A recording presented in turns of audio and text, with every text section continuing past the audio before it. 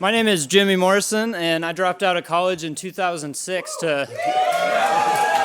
Well, that's a good start.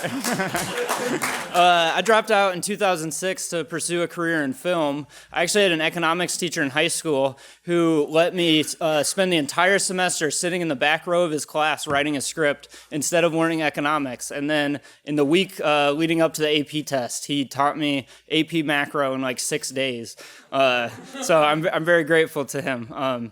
But at the same time that I dropped out, I started a house painting business, and it just happened to be the month that house prices peaked in 2006. And basically, I saw that I could make money in it, and so I followed the signals and did it. And so from there, I actually was able to shoot the movie. I never finished it. That might sound familiar, but... We shot most of the movie, and I basically looked at it as like my film school, but on the side of the fact that I didn't finish it, it was still considered like a failure. From there, I started Iowa Patients for Medical Marijuana. I got a grant from the Marijuana Policy Project in 2008, and here we are 10 years later. I'm no longer a lobbyist, but the organization is the biggest one in the state, and yeah. And thanks to our executive director, we reached tens of thousands and sometimes hundreds of thousands of people. We lobbied the first board of pharmacy in the country to unanimously recommend medical marijuana. So there were a lot of successes there, but it's still a failure because, there's not a single person in Iowa that's had access to legal marijuana here 10 years later. Around that time, so like 2009, 2010, I started to get frustrated after seeing Bush do the bailouts. I think we have to give high school kids a break on issues because they need to live through both a Democrat president and a Republican president so that they can see that they both do the exact same thing. And so I saw the bailouts in 2008, and then I saw Obama doing the same things. And so I decided to get back into economics, and so I did a torrent search for just the word economics. The first thing that came up was an audiobook of Economics in One Lesson that the Mises Institute had put out. If they hadn't done that, who knows? I may be working for the Federal Reserve, but probably not. So from there, I worked on Gary Johnson's presidential campaign in 2010 and 2011, and having read having listened to Hazlitt, basically described the way our crash played out. 70 years later, while I was literally painting a house, listening to it. It just kind of gave me the idea that, I want to be able to fund these film projects with my entrepreneurship, but if I get caught up in the next bubble, I won't be able to do that. And so I had the idea to interview people that predicted the crash, ask them why it happened and what's next.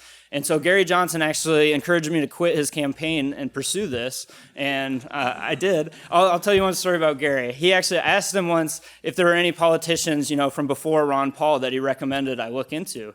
And he said that, no, every single one of them disappointed him. And one day, Gary would disappoint me. And so that's just my... But I like Gary. Bill Weld, I cannot stand that guy. So around that time, October 2010, I pitched Tom Woods on the project, and he was gracious enough to come on board and help me write it, which was quite the risk as somebody working for Gary Johnson. But we started shooting in 2011, and I didn't really have any money, so I signed up for a couple classes, took out some loans, bought some equipment, hit the road. I would eventually drive over 35,000 miles interviewing all these people. And thankfully, I haven't had to do this recently, but when I first started, I was sleeping in Walmart parking lots in the back of my little Pontiac Sunfire car, and I was so nervous about meeting these people. I would literally wake up in the morning, open the door, puke out of the car, go inside, get cleaned up, and then I would drive to where the interview was, and then I would have to stop at a gas station, go in, because you can't do it at Walmart because the environmentalists won't let us use kitchen sinks anymore, or bathroom sinks. And so I would have to stop at a gas station where you're more likely to get that, and I would wash my hair in the bathroom in the gas station sink. And then I'd go interview people like Marc, Faber, and Jim Rogers, who are some of the best investors of all time. So around that time, I started realizing that, the whole time I was driving, I was listening to lectures and audiobooks and stuff, and I realized that I couldn't devote all of my time to economics. And when I was a lobbyist, I kind of realized this with marijuana as well. You can't devote all your time to researching one subject. And so I started going on these walks with my dog at night. I had an Alaskan Malamute. He's like a sled dog. And I would let him roam, and we would, sometimes I would listen to lectures and stuff, but sometimes I would just roam with him and follow him and just, take some time to be away from it. So I did that, edited, kept rewriting and everything. 2012, we premiered a teaser at Freedom Fest. I promised that the film would be out by the end of the year, and it's not out yet, so you can see how that worked. But we were able to gain some momentum and really grow the project, and we realized that it could be something more than something that just academics would look at or something that just Austrians would look at. We really thought we could reach the general public if we spent more time on it. It obviously took me way longer than I'd hoped, but basically, like, when you envision a project, right, like you see it like this, you're down here and it's up here, but the reality is you just keep trying and you just inch up the most you can to get there, and so I just kept doing that. I swore I would have the movie out before I got married. End of 2013 I got married, and then the next year something happened that really, you wouldn't think it'd be a big deal, but Robin Williams died, and it really made me consider what I was doing with my time, and the fact that due to some court decisions, he had to give a lot of money to ex-wives. He had to take a lot of projects and do a lot of work he didn't want to do. And so it really made me realize, I shouldn't rush this movie. I shouldn't just get it out and try to make a quick buck. I should try to make something that's going to last beyond after I die. Around that time, I saw the film Interstellar, and Matthew McConaughey in the film is teaching his child the scientific method. And that really opened me up, the Robin Williams thing, and then seeing teaching the scientific method really opened me up to having children. And so the next year, even though I promised that I would not have a kid until the movie was out, I had a kid. But it wasn't teaching my kid that changed my life. It was watching my kid teach herself. She taught herself English. How cool is that, So anyway, that kind of gives you guys a little background on who I am or whatever. And we're coming up November, I'm going to have my second child. So that means that if I'm not going to fail, I have to put the movie out. So the movie's coming out in October. Last week we premiered at Freedom Fest, and I'm really happy to say we won an audience award. There were they added 50 seats, and there were people in the hallway that actually watched through the doorway for the whole film. So that went really well, and we're really excited about getting the film out. But I wanted to kind of say to you, the reason I'm telling you guys about all these failures that I've had is because it's easy to see this finished product and just think, wow, that's awesome that he did that. But I just really want you guys to realize, I just failed over and over again, for years and years. And everybody told me, why are you wasting your time on this? Clearly just put it out, and if you make money, you make money. But I'm really proud of where it's come. And I don't need to tell you guys to keep showing up, because the fact that you're watching online or that you're here, you guys are already the people that are going out here and doing this. But there is one thing I do want to mention just real quick before we start the movie. How many of you have really close friends or your parents that are democratic socialists? Yeah. Okay. So during this time, I struggled with depression and things, and I really because my friends and my family are close to me, obviously I value them more than other people's opinions, and so I really thought it was super important that I change their minds, and if I couldn't change their minds, it didn't matter whoever else's minds I changed. So I want to encourage you guys to be aware of that and not do that, because my dad actually in the last few years developed dementia. And when your parents die or your parents get sick, it doesn't matter. They could support nuclear weapons. It doesn't matter. You just want to take care of them and have them be at peace and feel happy. And so I'm not encouraging you to not talk about these things. My dad actually listened to Joe Salerno's Intro to Micro class while we remodeled our basement. So how could I be mad at that guy that was willing to listen to all those economics lectures? But I really treasure those memories because it was one of our last intellectual pursuits together. My grandpa actually ran for office twice in the 80s, and he always told us when we were kids that he lost by 100 votes one of the times for state senate. And he actually told us losing that election was the best thing that ever happened to him, because he then went and spent 30 more years in the private sector, working for nonprofits, working for companies, and he actually he volunteered for a company that would take retired business executives and they'd help people write business plans. And that's how I wrote my first business plan. So he actually died last month, and he never got to see the movie. One of the last things I told him was that it was finished, and I was going to bring it over for him to see. So it's kind of like a balance, you know? Like, you don't want to just work on Austrian economics all the time, and you don't want to just hang out with your friends all the time. But I really, on top of all that, tonight is actually the 1-year anniversary of when I got in a car accident. So not only did they not get to see the movie, it was very, very close to nobody ever seeing this movie, even after all these years. Both my lungs were punctured. I had a concussion, stitches. My airbags didn't go off, and I hit a pole going 50 miles an hour. I actually had passed out from I was driving and I pushed a hernia back in because I didn't know what it was, and I passed out from the pain. And so I know that's like really heavy, guys, but like my point is this, like, you know, you got to keep showing up when you fail. You got to find balance, but play with your dog, you know, like hang out with your friends, be friends with your parents, fall in love, have kids. Just keep showing up, keep failing, do what you guys are already doing, because I've heard about so many awesome projects that you people are working on. I'm so excited to see what you guys all do next. And most importantly, buy my movie at thebubblefilms.com.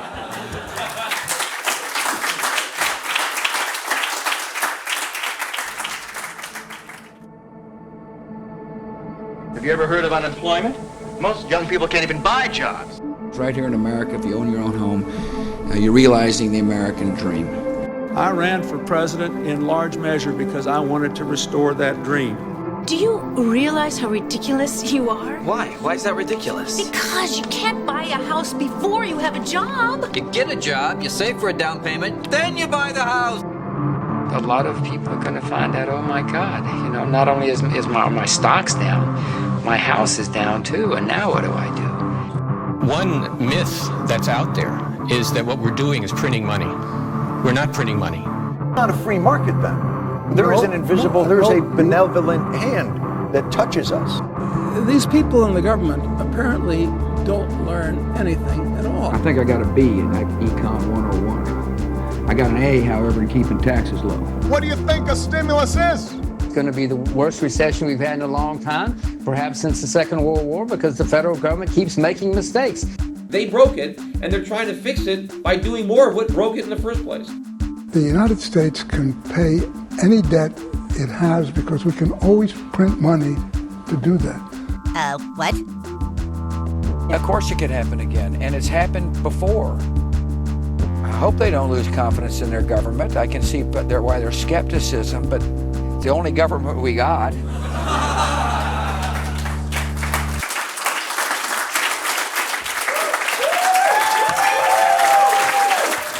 Thank you, guys. Thank you very much. If you're in the film or if you're faculty and want to join on the panel, we're going to take some questions, and we'd love to just kind of hear people's thoughts. I do want to clarify, so there's 2 movies. This was the first half of the first movie. We go on to apply our claims to the Great Depression, the Panic of 1920. We run through the whole going off the gold standard and stagflation in the 70s, all that stuff, kind of bring it back up to today. And then the second film starts with the bailouts in 2008 and brings it all the way up to today. So the idea with that was if people don't care about the history, they can just have a current events film, and then hopefully we'll pique their interest and they'll go back and watch this film. But Marc, Jeff, Tom? Okay, do we want to say anything first, or should we just go ahead with questions? Yes, go ahead. Yeah, okay, yes, sure. I can project my voice. So that Bob there, that was a young Bob who believed in fractional reserve, right? Yeah, no, I was changing at that point. Yeah, that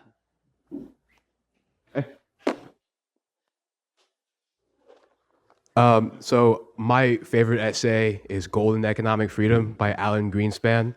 What led Greenspan to change his ways and become the person who we all know him for? Jeff, what do you think the answer to that is?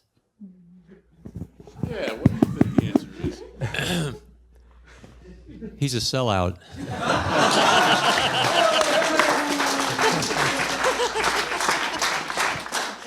I can't believe mild-mannered Jeff Herbener gives that kind of an answer.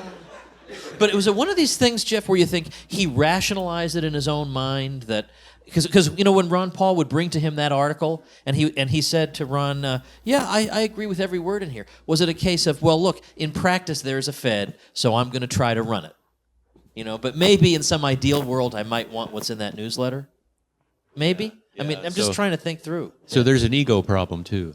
Yeah, I guess so. Yeah, he's like. People don't know what you're talking about. Just real quickly. Are you trying to be Bob Murphy here? Well, the question is about an essay that Alan Greenspan wrote, and I think it was not only in the Objectivist newsletter, but I think it's in Capitalism, the Unknown Ideal.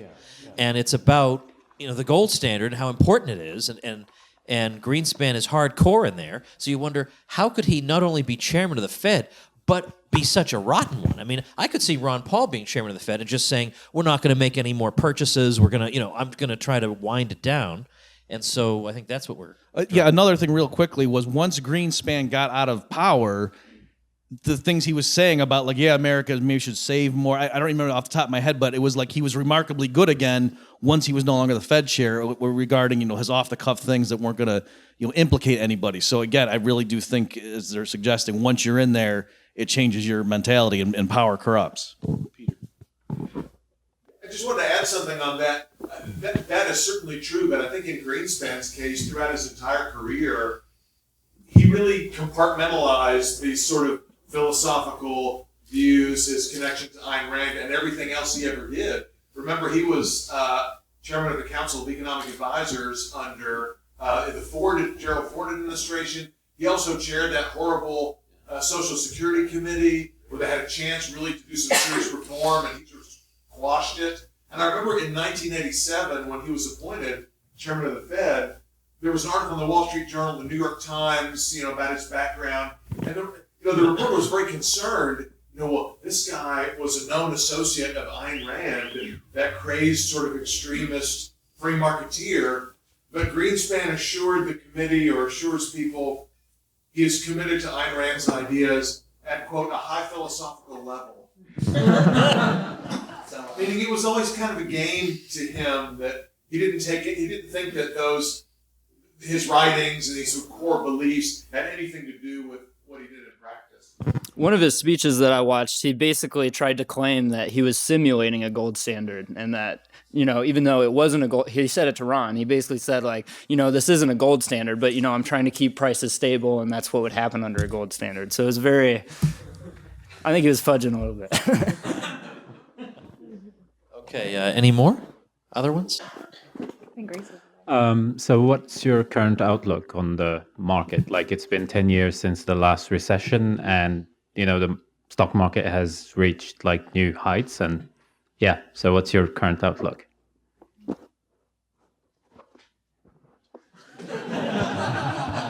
I do have a new book out on this subject. And I think that what the book explains in The Skyscraper Curse, financial analysts with sort of fundamental approaches to assets and real estate think that all of those things are at least fully valued in terms of all the measures that traditional financial analysts apply. So I'm not talking about people who are promoters of stocks and real estate, but people that in previous bubbles have noticed that there's something wrong, that all assets are simultaneously fully valued. The only problem with them is that they have no way of knowing if things are going to go down. And I think that given the interest rate policy that they've been following, given the expansion in real estate and tech stock prices, I think that they've created the conditions of a bubble, and bubbles leads to economic crises. Real quick, can one of you comment on the Fed unloading its balance sheet and kind of how that could play out? Okay, so let me quickly, just real fast on that. I've been given a lot of talks to financial professionals, and yes, there's a selection bias. The kind of person who's going to go to an event where I'm going to be invited to be one of the speakers, it's not a Ben Bernanke birthday party kind of thing. But What I do is, I mean, you saw the stuff I was going through, like ex post. We can certainly tell a very compelling story about how the Fed at least exacerbated the housing bubble and show the charts and look at. Yep, when the Fed funds rate came down, that's when mortgage rates, so I can go through and get an audience to see that, and they'll at least buy the basic story that, yeah, I can see how the Fed had at least a large part to do with that.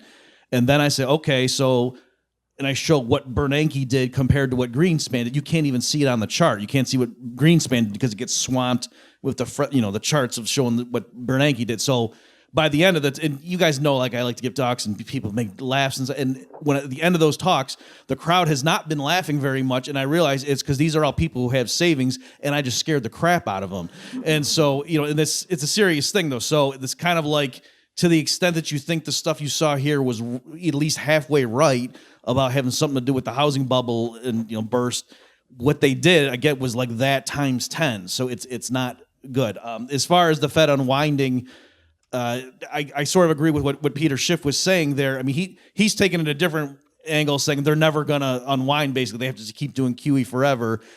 I would just say more of, I don't know exactly what they're going to do, but they have no good outcome. That they can either, like, if prices start rising and as normal measures of price inflation are getting uncomfortably high, the Fed has now been tightening. They can either keep doing that, but once they start selling off mortgage-backed securities and things, that's going to undo what they already did. So they're going to, I think, be in an untenable position where they can keep selling off to try to contain, measures of price inflation and other things, or they can, save the dollar but let the whole thing crash. And so they're really, they painted themselves into corners the way I'm looking at it. There's no, the way Bernanke used to say it was, we'll just let this all naturally unwind, and I don't think they're going to be able to do that. In terms of the unwinding, I haven't followed it recently, but they said that they were going to sell back like $40 billion of treasuries and asset mortgage-backed securities per month. And after the fourth month, they had only actually sold off a net $1 billion. So they were very slow at the beginning, and I'm not sure what they've done lately. But the more that they actually do unwind and sell into the market, that's putting upward pressure on interest rates and draining real savings from the economy, which obviously is a negative. Just to follow up on the interest rate aspect of this, so the Fed has tightened on the short end, right? So the Fed funds rate, short-term interest rates have moved up, and they've done this basically not by dramatically reducing their balance sheets or altering the excess reserves in the banking system or things of this sort. They've done it just by fiat. They've raised the interest rates that they pay for reserves. So they were at 0.25% in 2014, and now they're almost at 2%. So they're now paying banks to hold reserves at 1.95%. And so they've moved short-term rates up, and long-term rates haven't moved much. And so that's the issue that they face now. If long-term rates, if the yield curve steepens and long-term rates respond to this, then you're going to see the difficulties. Right? In the paying of the interest on reserves, that's something they never did before this housing crash, correct? Reserves above 10%. Oh, right, excess reserves. Sorry, apologize. Right. Nothing above. Right. And again, just another technical point on this, they have two different interest rates on reserves. They can separate them. Right now they pay the same rate on excess reserves that they pay on required, but they don't have to leave those interest rates the same. And so they think that that's a tool to manage how the excess reserves dissipate. If they start to go out too fast and we get inflation, they'll raise this interest rate. They'll create a spread and pay more on excess reserves. They think they have these tools, and I agree with Bob. I think they've painted themselves actually into a corner. They think these technical tools are a way to manage this problem that the QEs created. And we'll see, but it doesn't look very promising.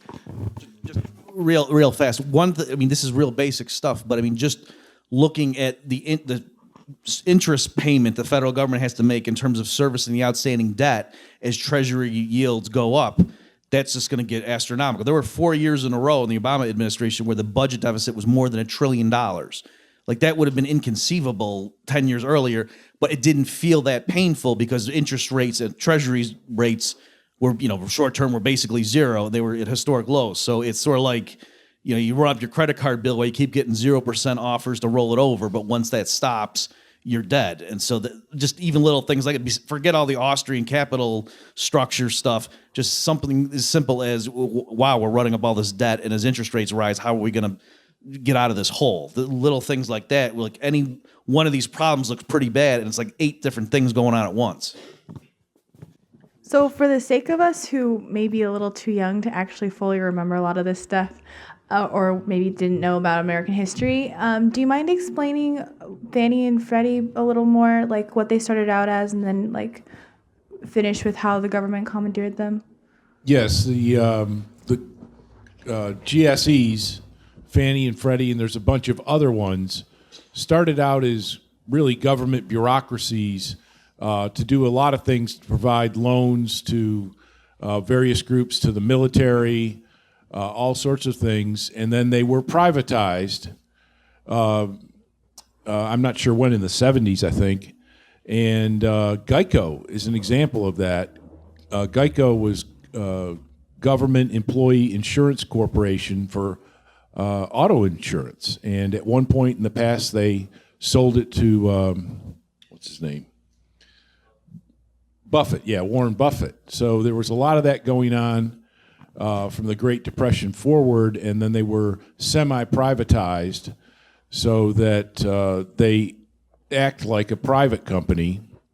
They have stock listed on the New York Stock Exchange. They raise money in financial markets, but there's always been an implicit assumption that if they had a problem, that the government would go in and bail them out, and Austrians have been pointing out this problem, this moral hazard problem that misdirects their behavior into risky behavior, and and everybody said, "Oh no, that would never happen."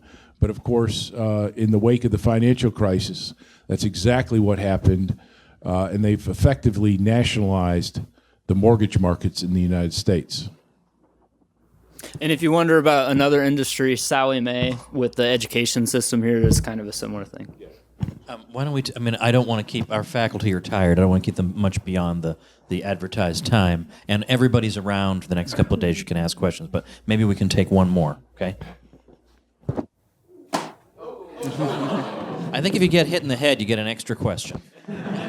Okay, so as we've learned this week, there's no stopping the bust that's coming. There's no way to prevent it. So once this does happen and the economy crashes and burns, what is the path to reform like? How do a little more than just go on the gold standard with 100% reserve ratio? Like what does that path look like in order to solve this problem? From A to B, from here where we are to monetary reform? Yeah. Well, the major part of that, I don't even think, is the technical question. It's more the how do you persuade people that this is the problem? I mean, there are going to be a lot of competing explanations, or there'll be no competing explanation, but ours will just be portrayed as the extreme one. So I think the main issue is the ideological and economic theory side. But as for how you go from one to the other, there are actually a variety of different pathways that I've seen suggested. I mean, I've seen Jeff talk about it. Rothbard has a step-by-step plan at the end of I don't know if it's What Has Government Done to Our Money, maybe one of them, or Mystery of Banking. G. Edward Griffin has a plan, and he's actually a much better economist than people think. And Hazlitt has something. George Reisman has something. So I don't want to show any excess favoritism toward any one of these people. And I have something in my new book, too. Do you really?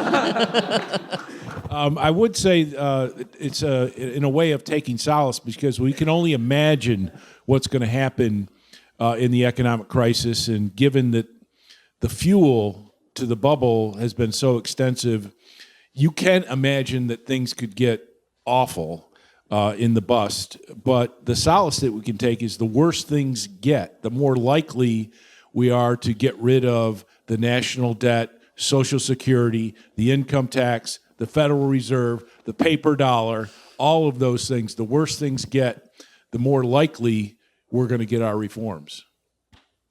I would just mention, I mean, stuff like what Jimmy did here. I mean, this is amazing. So at least we're now in a period where we can document this stuff. So if, things are as bad as we're warning that they're going to be, at least later, nobody can say plausibly, well, nobody saw this coming, right? Or they can't say, well, there's a free market for you. And so that's what me personally, what I'm trying to do is like tell crowds this and whatever and point stuff out. And then I'll tell them, now when this starts to turn, you're going to hear people spinning it this way and, so if things do pan out, the people that I've talked to and given presentations or they read my material, they're going to say, oh yeah, that one crazy guy, 5 years ago said that stuff and this is coming true. And I know this happened, not that everything I've ever said was turned out right or anything, but I was like giving presentations like in 2007, warning people about, oh yeah, this looks like it's going to be pretty bad. And so with those people, like I have a lot of credibility with them. So they come to me and ask about, current things too. So all I can say is, yeah, the stuff like the Jimmy's do, this is great to be able to point to these video. I mean, it's just cut and dry. Look at all the stuff, how Bernanke was just systematically wrong. So you can show that to normal people who don't have an axe to grind ideologically, and they can see. And people know, yeah, like saving and investing, that's a good thing. Printing up money and throwing it at the institutions that lost billions, that doesn't make any sense. People kind of know that. And so all I can say is, yeah, we have to just make sure we get our message out ahead of time so people know we were on record saying this stuff before it blew up. I would also like to add that I have done interviews over the last 10 years for about 15 documentaries, including one interview where I had to drive an hour each way, and I was interviewed for 3 hours and 20 minutes with a 5-person crew, and Jimmy's documentary is the first one to come to fruition, so I want to congratulate him on that kind of accomplishment. Good man. Good man.